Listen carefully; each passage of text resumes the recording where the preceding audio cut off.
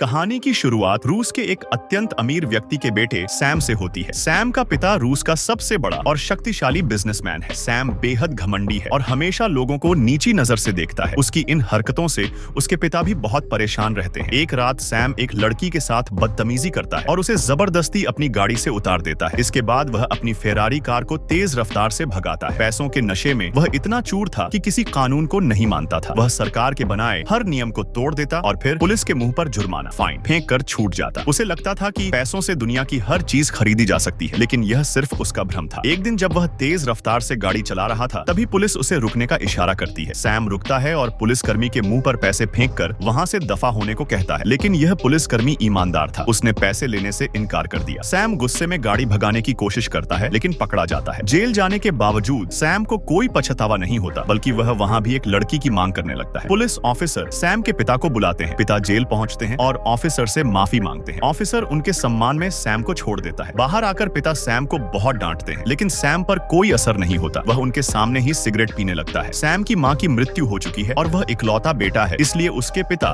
उसकी हर जिद पूरी करते आए थे। लेकिन अब उन्हें एहसास होता है कि अगर सैम को नहीं रोका गया तो वह अपराधी बन जाएगा। सैम को सुधारने के लिए उसके पिता अपनी एक दोस्त की सलाह पर एक विशेष ट्रेनर से मिलने जाते हैं। जब वे ट्रेनर के घर पहुंचते हैं तो देखते हैं कि वह खुद को फांसी लगा रहा है। दरअसल वह सब एक नाटक डिजाइन था। ट्रेनर बताता है कि ऐसे ही ड्रामों से उसने कई बिगड़े हुए लड़कों को सुधारा है। वह अपनी एक नकली उंगली काटकर दिखाता है, जिसे देखकर सैम के पिता काफी प्रभावित होते हैं और उसे सैम को सुधारने की जिम्मेदारी सौंप देते हैं। अगले दिन सैम रोज की तरह अपनी कार नो पार्किंग जोन में खड़ी करता है। तभी एक ट्रक उसकी कार को टक्कर मारता है, जिससे सैम बेहोश हो जाता है। जब सैम को होश आता है तो वह खुद को एक घोड़ों के अस्तबल में पाता है।